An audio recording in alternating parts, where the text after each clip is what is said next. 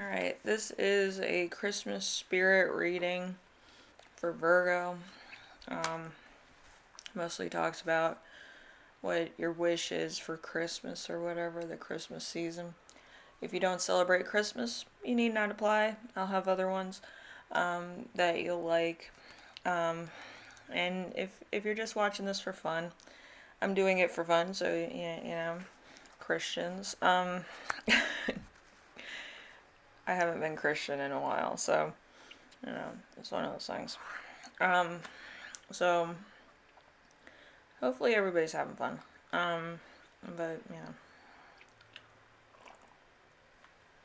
this is my walking month, so instead of just banging everything out, it's just a light glide for me. I'm not too serious about it. So, Virgo, your first question is, what is your secret wish this Christmas? We have the Ace of Cups in reverse. How exciting. So a significant hint and information about a future can come big or obtain if you go to the right activities and parties. So what exactly does that mean? It's usually like your instinct to go somewhere, if you're in touch with your feminine side. It usually tells you things. The female intuition mark is usually like very on point of where to go. Some people block it out with material needs and ego. So hopefully you're not ego blocked and you can figure out where you need to go for certain ambitions to be well taken. Some people it might take longer, and it might come from a friend. It might come from a friend who's actually depressed. They might actually point you in the right direction. And everybody's like, why would my depressed friend know? Because your depressed friend actually probably is vibrating higher than most people. And usually when you're on high depression levels, you have like a weird way of manifesting things. Like they kind of fall into your lap, but you don't see it at the right time. So, as long as your friend's not suicidal, you could actually end up in a place that could be where you need to be. So, if you're on an ego trip and your friend's a little depressed, perfect cycle for confusion. But in most times, it actually turns out pretty well. So number two, how can you make your wishes come true this holiday season? We have the Three of Pentacles. The Three of Pentacles is a source of life. It's a symbol of effect and acceptance. Now is the time to make a foundation, a basic, important foundation. Not to forget to make an effort. This is not an immediate effect, but it is a result of eventually bringing it into a change or cause or point of productivity. So it's a wish. I hope everything falls into place type thing. But you're keeping it in your mind's eye. You're trying to manifest it. You're trying to get on track to where it's all coming into place. Usually with anything, it starts at ground zero. It doesn't start at one like all these other manifesting people tell you. It starts at one, and this is when the point of desperation and manifest come into play. You're not really thinking, hey, I need to survive at the moment. You're thinking more of where did it go wrong, and that's usually where it picks up. And then it's like, where did it go wrong? Then survival, then it's motivation to succeed, and then it's climbing out of the hole.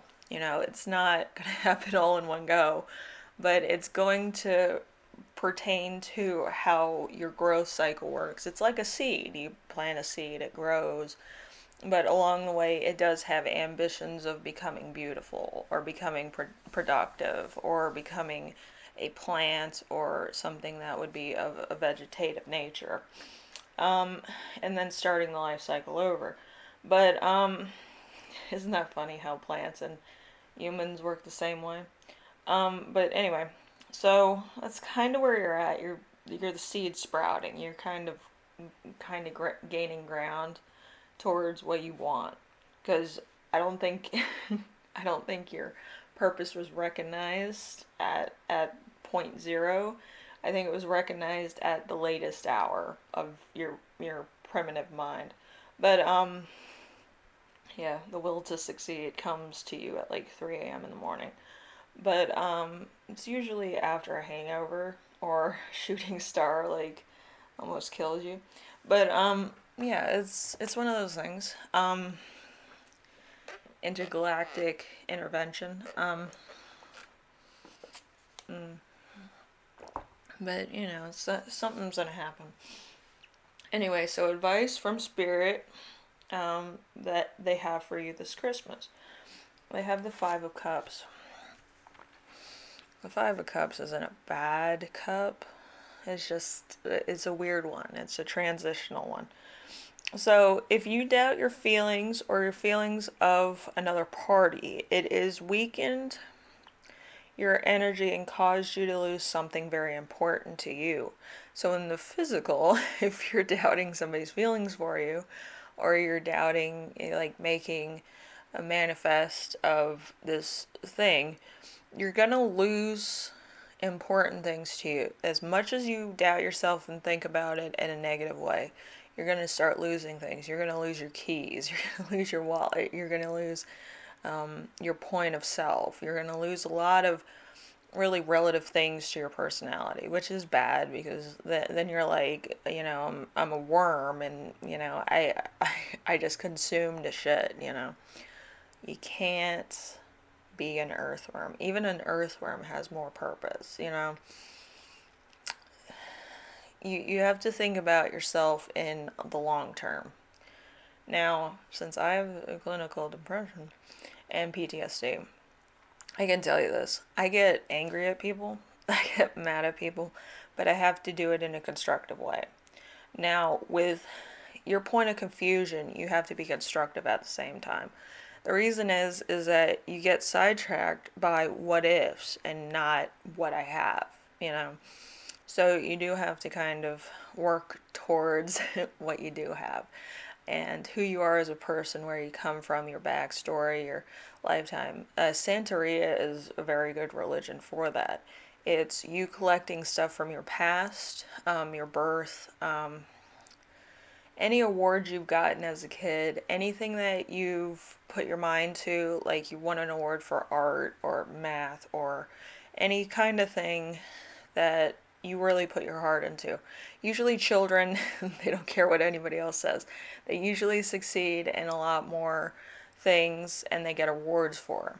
Most of the time it's not a participation trophy that they're so keen to show people. It's the first place trophy or the third place trophy.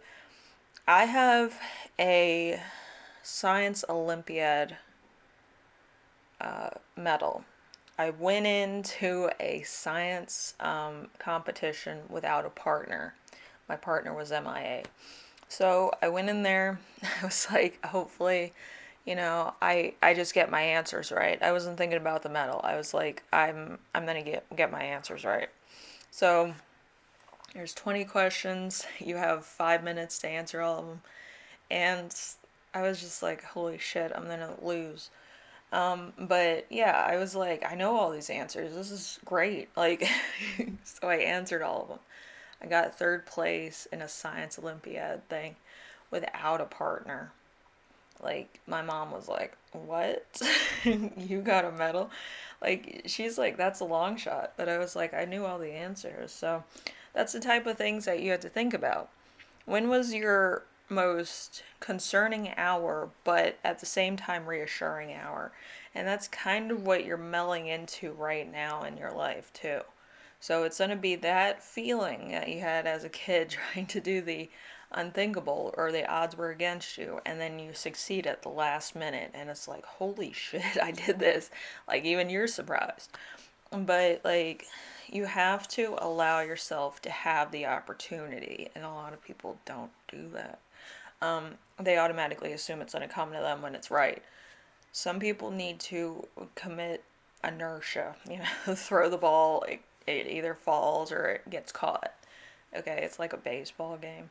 Um, I love baseball, I love watching baseball. So, yeah, so you have to commit inertia, as it were. You have to see if the ball will get caught, meaning it'll be accepted, whatever you're wishing for, by another person, whether it's going to be caught by this person or they're going to let it go. And it's just going to roll back to you. But with that, you get another chance, don't you? You just had to come back with a different, a different thing, a different way, a different proposal. It's never the end. If your work and your boss can ask for something different, everybody asks for something different, and you just have to put it in a different way or put it in a different perspective. Okay?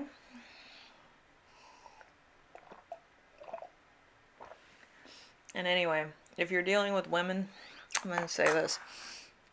I've been wing woman for a lot of years with my friends, and I can tell you this. Women want an opportunity to be productive. Guys like problem solving.